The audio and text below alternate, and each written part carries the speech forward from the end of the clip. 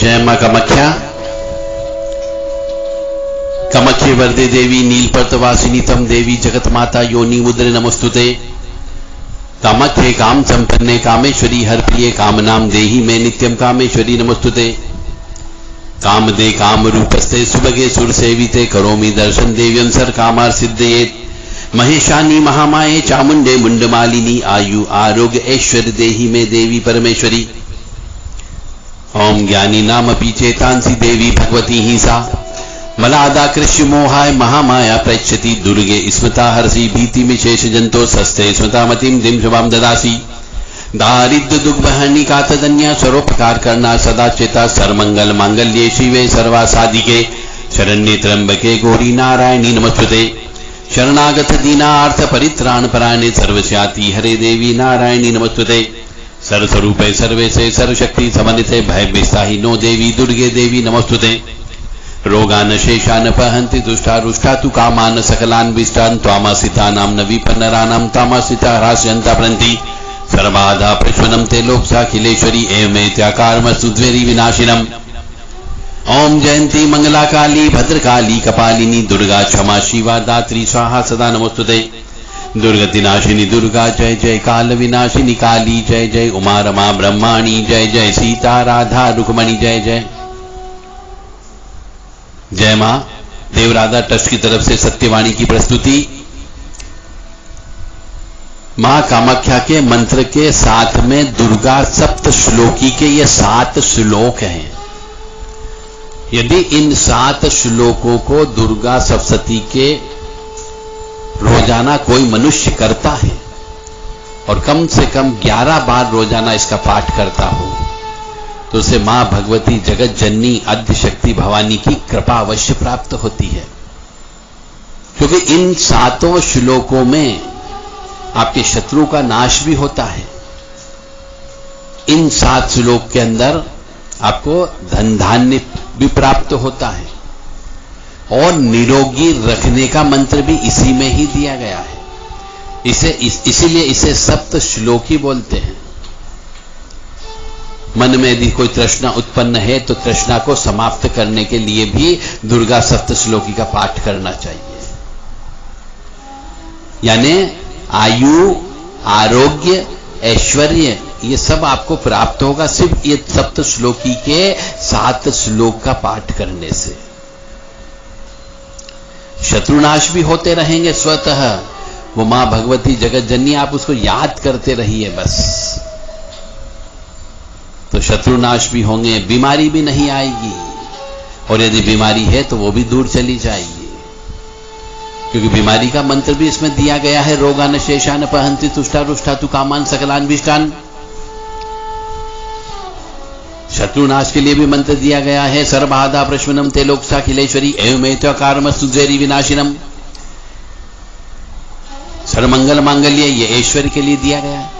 तो केवल मनुष्य पूरी सप्तशती का पाठ नहीं कर सकता हो, उसके पास इतना समय नहीं हो ईश्वर के लिए। ऐसे मैं कहता हूं ईश्वर के लिए 24 घंटे में से कम 1/10 हिस्सा 2 घंटे 40 मिनट का समय आपको पूजा पाठ में निकालना चाहिए। आपके शरीर के अंदर ईश्वर की आत्मा का वास है, ईश्वर का अंश आपके अंदर है, तभी आप जिंदा हो। उसी से आप कमा रहे हो, उसी से खा पी रहे हो, उसी से सांस ले रहे हो। जिस दिन वो अंश निकल गया आपका शरीर ठंडा पड़ जाएगा। तो जिसने आपके शरीर को बनाया उसका नाम आप अपने 24 घंटों में 2 घंटे नहीं ले सकते। मनुष्य को अपना नाम, भगवान का नाम 1.25 घंटा सवेरे और 1.25 घंटा शाम को अवश्य लेना चाहिए। तो वो जिंदगी भर खुश रह सकता है, आनंद में रह सकता है। हम कलयुग में देख रहे हैं मनुष्य परेशानी में है।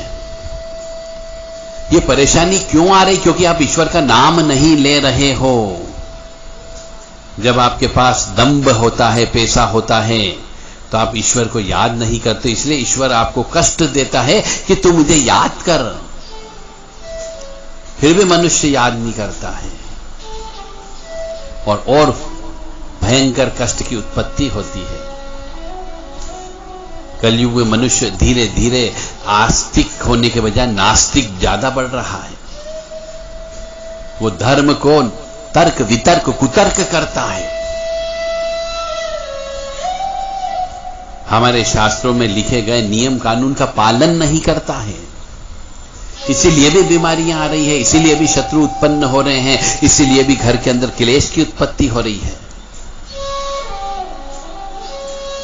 तो आप ईश्वर को जिसको मानो, जिसका आपको दिल करे, मन करे, जिसके पर आत्मा चली जाए, जिसका मंत्र बोलने से आपको आनंद होता हो, आह्लादित शरीर आपका होता हो, प्रसन्न मन होता हो, आप उनकी आराधना करना प्रारंभ करें।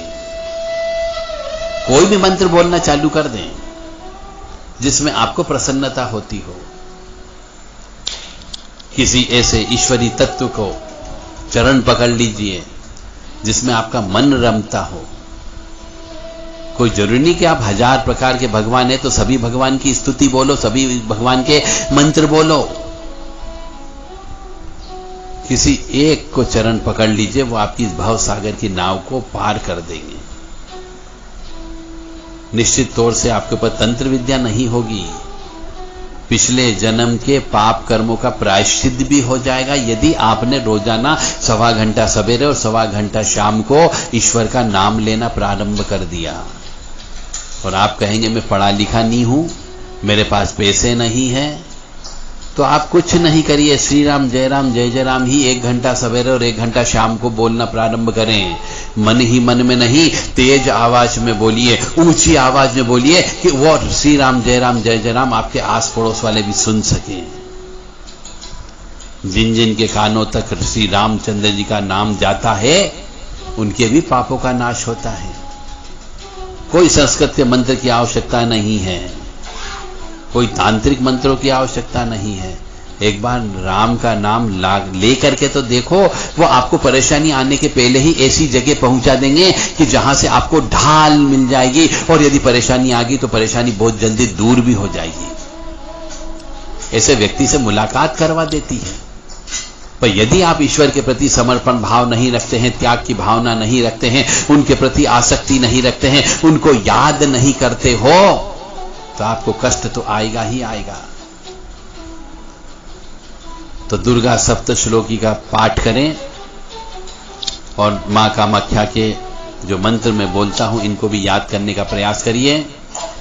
ये भी आपकी हर इच्छाओं को पूरा करने में सक्षम है और कोई खास संस्कृत नहीं, आप सीख सकते हो। जय माता दी, जय मां कामाख्या।